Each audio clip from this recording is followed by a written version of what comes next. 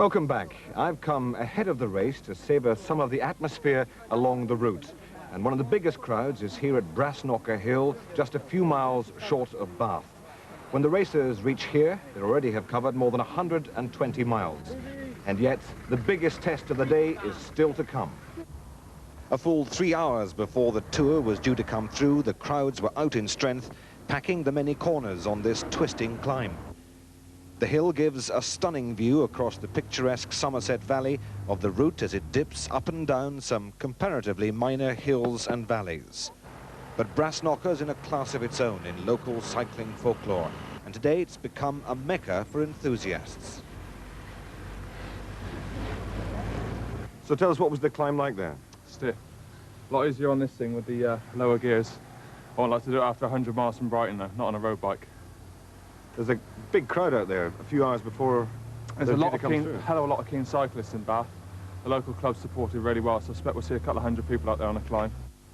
From their vantage points, the crowds enjoy the spectacle of cyclist versus the hill.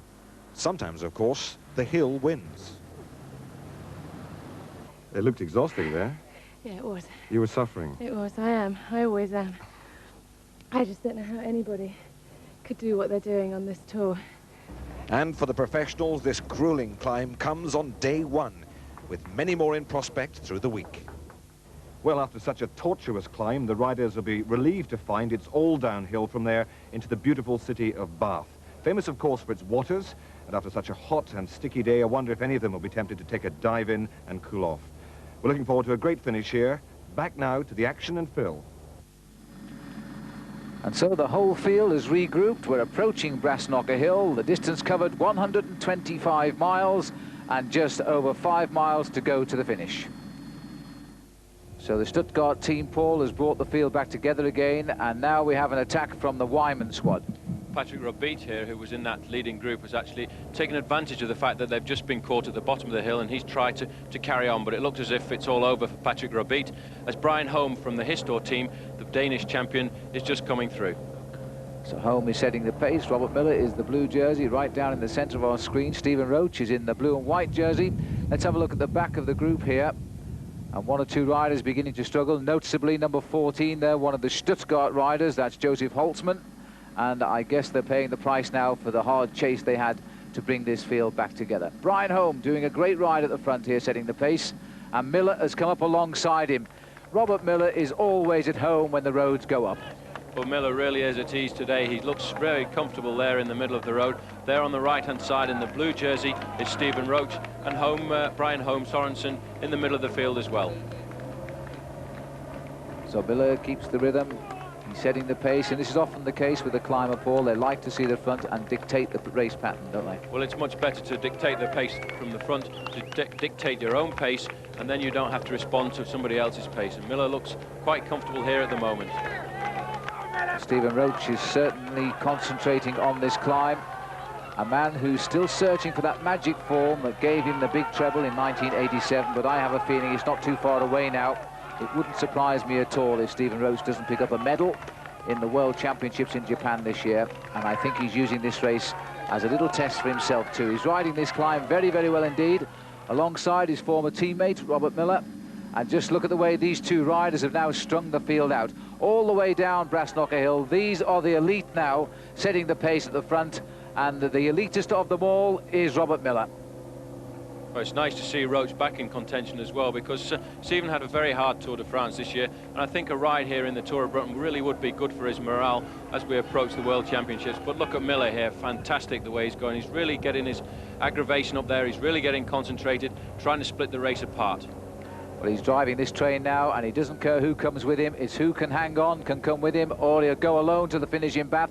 We're looking now at the defending champion in the Kelloggs Tour of Britain, and he's quite clearly come here in determined mood this year. Just look at the acceleration here of Millar, and Federico Echeverri in the white jersey is trying to hang on, and Echeverri is no mean climber, winner of the stage this year in the Tour of Italy, and of course last year in the Tour de France. Yeah, but Millar really doing the damage here. It's amazing the way he looks as if he's dancing on that bicycle when he goes uphill. Echeverri struggling to get onto Millar's wheel, and it looks as if Roach there is just slipping back a little bit. He swings over to see what the damage is behind there. In the red jersey is the Swiss champion Rolf Jarmin, who's also a very good rider, getting very strong this year. Millar at the front, still pounding away, trying to make a decision. So Millar coming up to the summit and sprinting out with Echeverry. He goes over the line first. That will give Robert Millar an early lead in the King of the Mountains. There's the 10 points he scores. Echeverry is second, and Rolf Jarman is in third place. So the overall situation now in the King of the Mountains, Robert Millar has those 10 points, Jarman and Echeverry, because Jarman scored earlier today on a smaller climb. That's given him the second place overall. But a great start for Robert Millar, the #1 in this year's Kelloggs Tour. That's the number, by the way, you get when you've won it the previous year. But Echeverry now willing to chase on as we go off down towards Bath. Millar's joined him, a small group being led by Rolf Jarman trying to get into contention. Well, it looks as if they're going away there, and Echeverry really very keen after not riding the Tour de France this year. Echeverry has always been a Tour de France rider, and he looks as if he's piling on the pressure here. Millar with him, and it's got a very good decision going away here. Well, Echeverry, like Malcolm Elliott indeed, have suffered by their non-selection of their teams for the Tour de France this year. But look at this, Roach has brought back a group, and Roach isn't waiting. Roach goes straight through, Millar takes his wheel immediately. So Robert Millar grabs the back wheel of Roach. Echeverry finds the acceleration as well. We're seeing 3 of the world's best cyclists now try to take the Kelloggs Tour of Britain by the scruff of the neck and shake it out before Bath. Good move by Roach there. Didn't wait at all to see what the situation was going to be. He went straight past. Millar reacted very well, straight onto Roach's wheel, and that green and blue jersey coming across there, I think will probably be Michel Derni's.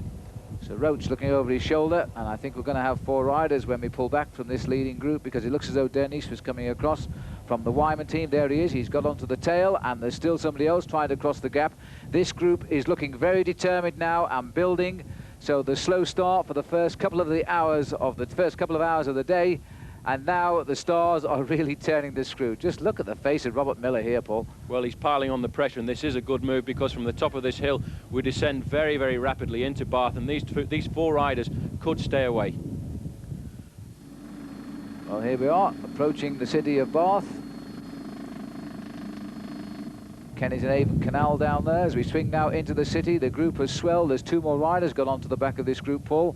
So we've still got the 4 we've seen, but it looks to me as though Malcolm Elliott's come up as well. Yes, and the rest of the group is actually just behind as well. There's another group chasing to get back on, so it could all come together just before the finish. This is Roach on the front, piling on the pressure, not worried at all about whether he's going to win the sprint or not. All he wants to do is to get away and gain some vital seconds on the first day. Well, of course, remember that Greg LeMond won the Tour de France this year. He didn't win a single stage, but he played his cards exactly right, covering the complete distance in the shortest time. And Stephen Roach is more interested now in eliminating a lot of rivals today by giving it plenty of pace. Echeverry, Yogi Muller goes through there for TVM. Malcolm Elliott in that yellow and red jersey on his wheel. So we've got 6 riders clear, and what looks to be, Paul, a group of some 20 riders chasing. Well, there's a very good group of riders chasing there, but Elliott must have come down that hill like a maniac to get back into contention here as we come through the streets of Bath. Again, you see Roach straight to the front, not worried at all about the stage result. All he wants to do is try and get some time to get himself a good place in the overall situation. Well, here we are passing the beautiful cathedral here in the city of Bath, and looking down on the whole of the Kelloggs Tour arriving, and it's being led by Stephen Roach, one of the greatest riders in the world. And Roach is continuing to set this pace, and if he keeps this up, he might gain time, Paul, but he's throwing away any hope at all, because the group is building all the time from behind. Well, Roach is riding at the front, but the riders from the back are getting on all the time, and this group is actually now all coming together. There in the yellow jersey in about 8th place, you can see Mauricio Fondriest. Well, that smooth pedalling style of Stephen Roach belies the effort. We're inside the last kilometre now. You can see the group has built to about 20 riders. Roach is still driving the train at the front. And there's 1 or 2 good sprinters now arrived in here, because Laurent Jalabert has joined this leading group. So too has Mauricio Fondriest. What a great day he's had. 2 punctures and never missed a move either. Well, riding superbly and looking extremely well, but on the front of the bunch here is Martial Gaillon, who's leading the sprint out for Laurent Jalabert. He obviously thinks Jalabert's got a very good chance of winning, but there on his wheel in an ideal position is Malcolm Elliott in 2nd place. 3rd place, the Lotto rider, is Sammy Morels. So the sprint is beginning, and Malcolm Elliott, the sprinter, has claimed the front position here. As we come down towards the finish now, Elliott's got the first position now, and it looks as though Sammy Morels is coming up behind him very quickly. And indeed, Jalabert has taken 3rd place in that white jersey, falling away the rest of the race. Elliott going for home here. It's going to be very close. Look at Morels coming on the line. I think Malcolm Elliott has just taken it, But what a great finish there by Sammy Morels. We'll have a look at that again. Just watch Morels on the right here. He has just misjudged it, it seems, by about half a wheel. But Malcolm Elliott gets the stage win. Jalabert is third place. And look, Mondries gets fourth. Well, what a day to start the Kelloggs Tour. Just the same as last year, except today's in the sprint. How do you feel to put the yellow jersey on for the first time? Well, I've not put it on yet, but really it's one of those things that I'm not going to get too excited about. I'm not going to let it affect me the way I ride too much. I'm kind of riding the first few days of this race, one day at a time, treating each day as a one-day race, and sort of trying to size up the opposition a bit, see how I'm feeling, because frankly this morning I didn't really feel like I was going to be able to win today. Far from it. The first couple of hours I was in quite a bad way, still feeling the effects from the wind canton on Sunday. Just before the climb, now that climb was Stephen Roach and Robert Millar setting the pace. It must have been quite difficult. It was very difficult. Lost just a few metres as they sprinted for the preem, but found a second wind there and was able to attack over on the false flat after the climb to get up to that group, and that made 6 of us on the last descent into Bath. Well, that was Malcolm Elliott's 11th win of the season, and indeed his 3rd successive win in the opening stage of the last 3 Kellogg Tours of Britain. So Malcolm Elliott now has to defend this leader's yellow jersey on the road to Birmingham tomorrow. So the climb of Brassknocker Hill failed to break it up, and the sprinters had their day down here in the city of Bath. Malcolm Elliott, he's been a challenger and a winner in this tour before. Now he is the challenger again. So Malcolm Elliott wins then. He's the sprinter. He's also a very good stayer. We'll say goodbye now from Bath.